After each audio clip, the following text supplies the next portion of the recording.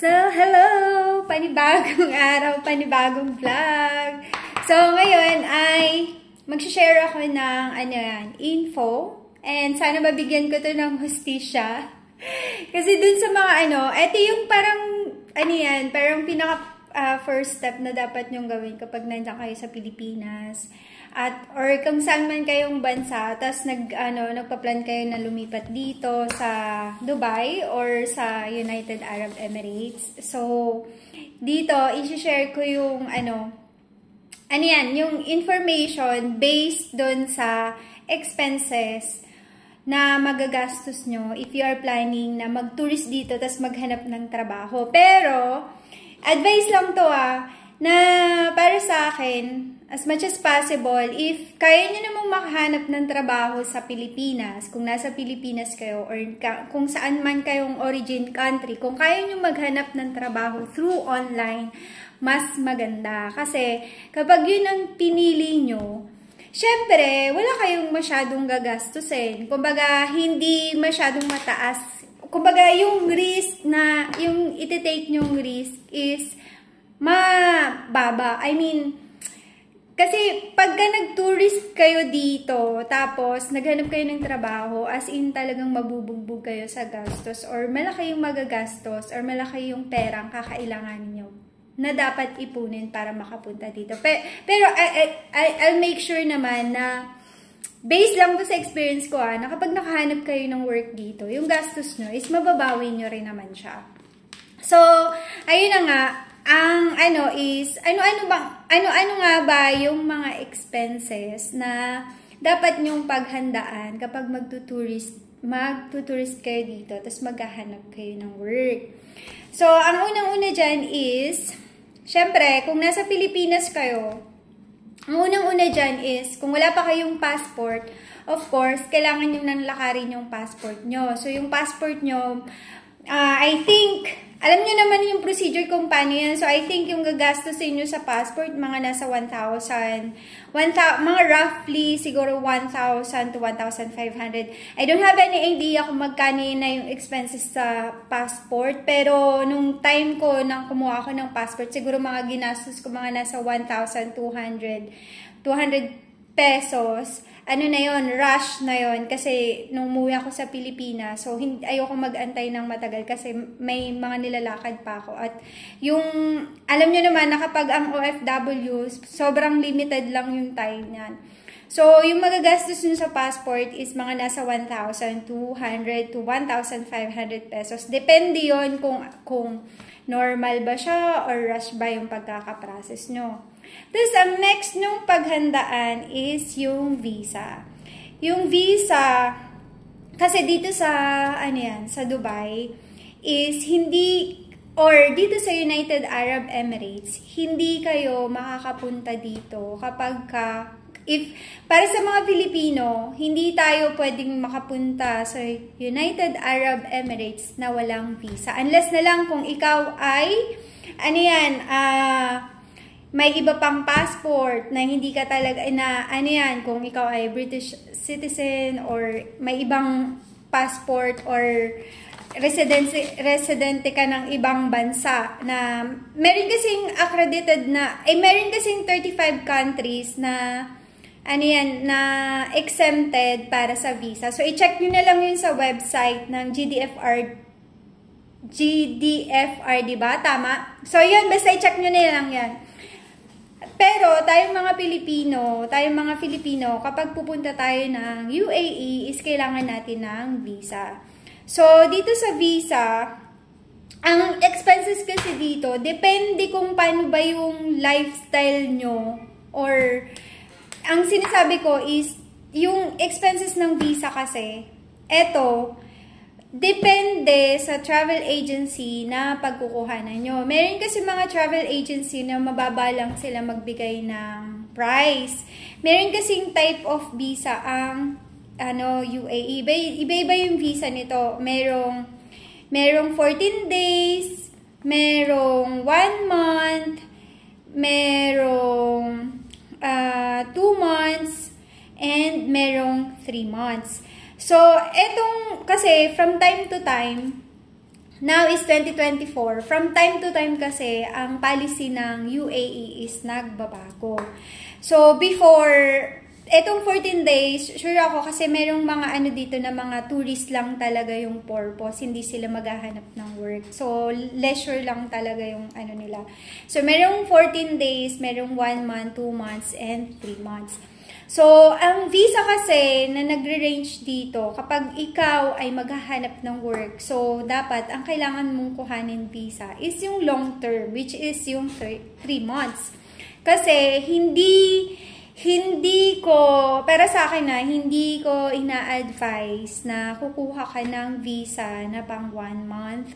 Kasi, depende yon, lalo na ngayon, ngayong 2024. So, I don't want to give an assurance na ganun kadali maghanap ng trabaho. Kasi, in reality, medyo struggle din yung maghanap ng trabaho dito. Yes, may makukuha kang work na, na pangmadalian. Pero, baka possible na kung kapos ka sa budget or kaya yung visa mo isinahabol mo, kung 1 month lang yung visa mo, medyo kakapusin ka sa paghahanap ng trabaho dahil, syempre, kinukonsider mo yung visa mo, diba? So, if you are planning na maghanap ng trabaho na malaki yung sweldo at based dun talaga sa target mong job na ini-aim mo, kailangan much better na dun ka sa 3 months, which is nagre-range yun ng mga nasa 1,000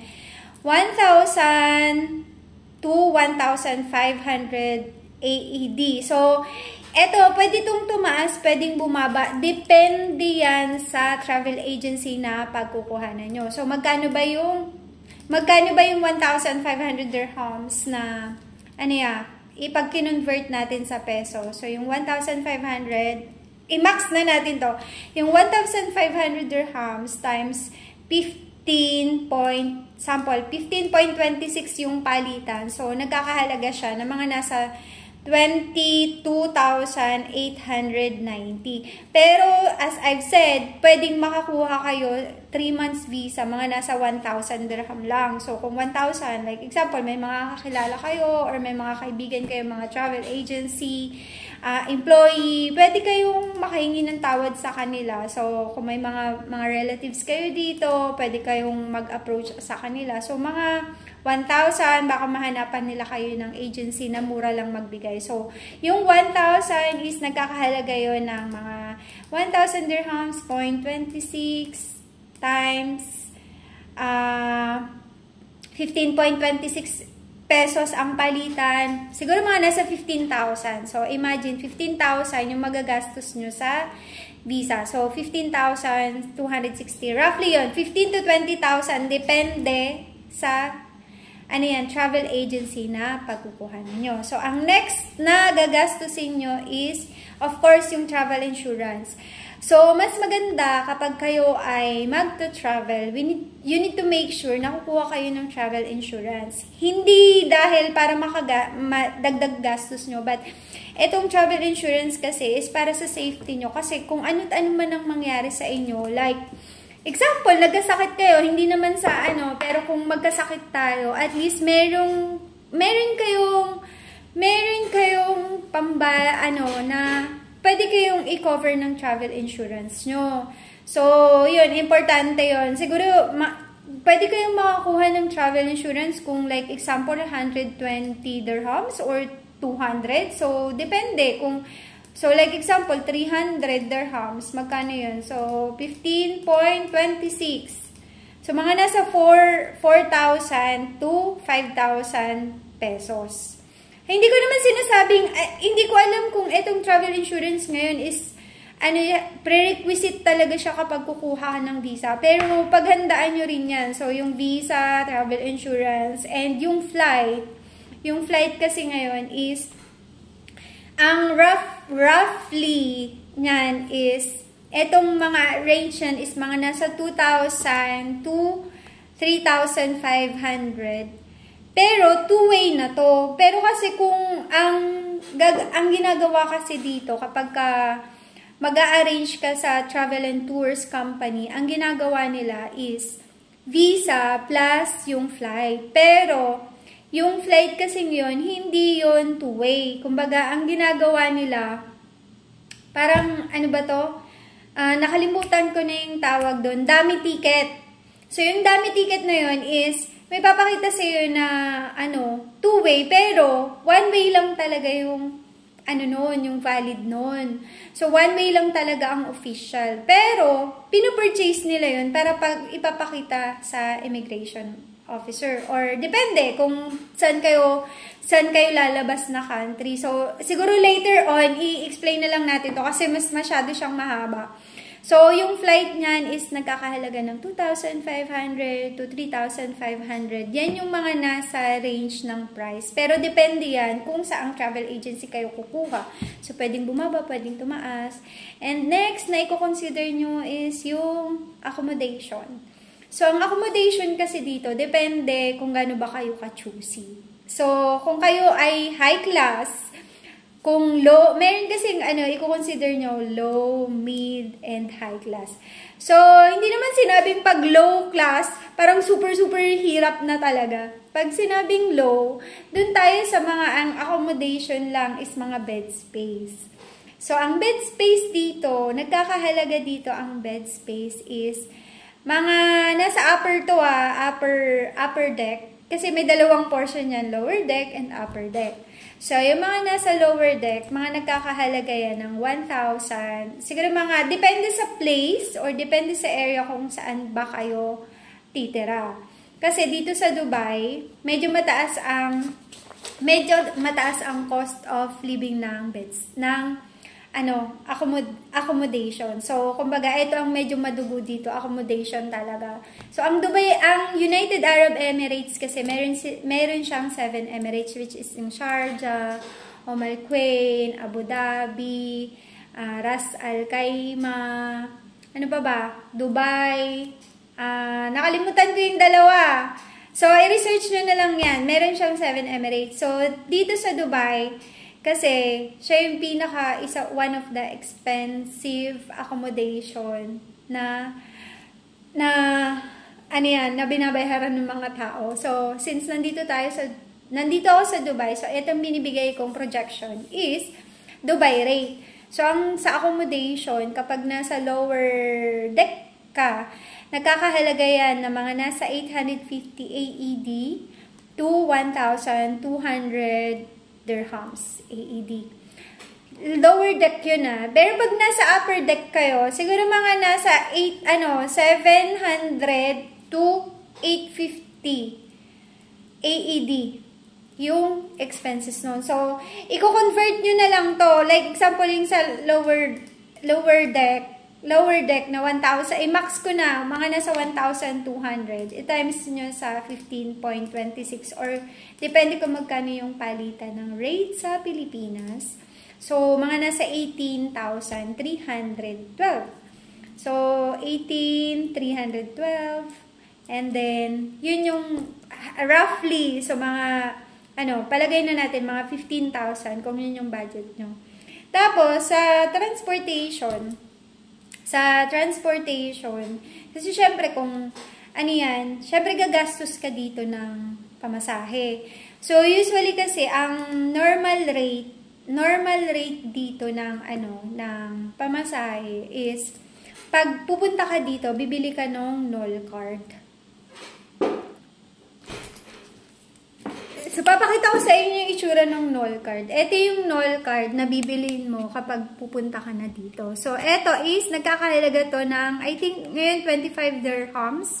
So, ang 25 dirhams times natin, 15.26 sample is, nasa 381. Pero, etong NOL card na to, meron na ata tong 10 dirhams. Kasi ang ginagawa ko, naglo-load ako ng 3 months. 3 months unlimited. Kasi kapag, temporary residence ka na dito, meron kang privilege na mag-purchase ng 3 months. Pero, so, unlimited na yon sa dalawang zone to. So, zone 5 and 6. So, kung kunwari may kakilala na kayo dito at temporary residence na sila, pwede kayo, pag pumunta kayo dito, pwede kayo makisuyo sa kanila na magpa-register kayo as mag-avail kayo ng, unlimited unlimited. Pero, if you are just new, tapos hindi ka naman talagang everyday magta-travel, so, ang budget mo dyan is, palagay mo na magagastos mo siguro mga 50 dirhams per month or 100 dirhams. So, mga nasa 1,500 pesos yun. Kasi kapag kunwari may mga interview kayo, so, ang pamasahe kasi dito is, nag-range siya ng mga 5 dirham to 7 dirham. Kasi depende kung saang zone kayo. Meron kasi ditong, ilang zone ba meron? I think 7 zone. So, yun. Depende kung saan zone kayo pupunta. Kasi dalawa yung lane dito. Isang red, tsaka isang green. So, depende kung saan zone kayo. So, ang nagre-range dito ng price ng pamasahe is 5 to 7 dirham. So, magkano yun sa Pilipinas? 5 times 15.26. So, usually, mga nasa 76.30 pesos yung pamasahe niya per, per transpo, per sakay. So, sa food naman, ang food kasi dito, ang range ng food is, depende kung gano'n ba kayo kalakas kumain. So, mag-budget kayo, like example, 20 dirhams times, 20 dirhams per day. Magkano yun sa Pinas? 15.26 equals mga 305. So, yung 305 times, times 30. Siyempre, 30 times kang kakain unless kung sobrang tipid mo. Kasi, pwede ka naman mag-shawarma dito, pero mga tag 5 dirham. So, syempre, nakakasawa naman to. And yung mga Pilipino, hindi naman, sanay tayo ng puro rice talaga, tos yung talagang kain. So, siguro mga mag-alat ka dyan pagdating sa food, mga nasa 10,000 pesos. And, yung another expenses is yung load sa telepono. Kasi, sa mobile, kasi, actually, ang kagandahan dito sa Dubai is paglapag mo ng ng airport, meron silang pinuprovide na SIM card sa mga tourist. So may validity lang 'yon kung hanggang kailan yung syempre meron din yung validity. So loloadan mo na lang yun. Tapos, usually, siguro kung, like, example, may mga interview kayo or kailangan nyo ng data, pwede kayo, siguro, ang i-budget nyo dyan na load is mga nasa 100 dirhams per month. So, mga nasa 1,500 pesos yun. Basta kayo na lang mag-calculate. Tapos, syempre, so far kasi kapag tourist ka, tapos maghahanap ka ng work, as much as possible, tipid muna. Yung pamamasyal, siguro later on na lang kapag nakahanap ka na talaga ng work. Kasi anytime naman, unless na lang kung naka-unlimited kang null card, kasi kapag naka-unlimited ka kahit saan ka pumunta, marami naman kasing pasyalan dito sa Dubai na libre yung libre lang at makakapamasyal ka. And yun yung kagandahan dito. So, kung ikaw ay magtuturist ng within 3 months, siguro roughly lang to hindi pa to ganun kagarbo or nasa low expenses pa lang siguro.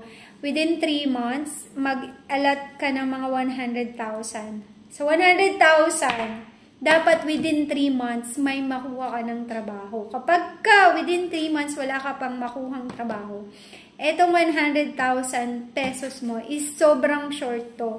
So, as much as possible, ang isa pang tip pala kapag kunwari mag-tourist ka dito, tapos maghahanap ka ng trabaho. Ang gagawin nyo, kapag magsasubmit kayo ng CV, eto very effective talaga to kasi sa HR din ako nagtatrabaho din ako as HR, ako din yung nagsasala ng mga application dito sa company namin. So, ako din yung nagpo-post ng opening job sa LinkedIn or kaya sa Indeed or kaya sa Byte.com. Ang gagawin nyo kapag magsasubmit kayo ng application, gumising kayo ng, ano yan, tip to, gumising kayo ng 6 a.m. in the morning. Tapos, dun kayo mag-submit ng application. Alam nyo kung bakit? Kasi, yung application nyo, although talagang, yung mga HR, based to sa experience ko, although talagang everyday, syempre, pipiliin mo kung sino-sino yun. So, kapag ikaw ay kasi pag nag-submit ka ng ganitong oras, 6 to 8 or 6 to 10 a.m., yung application mo nasa unahan. So, yung HR kasi, depende kung paano sila mag-check. Pero ako kasi, kapag nag-check, nag-uumpisa ako sa taas, tapos pababa.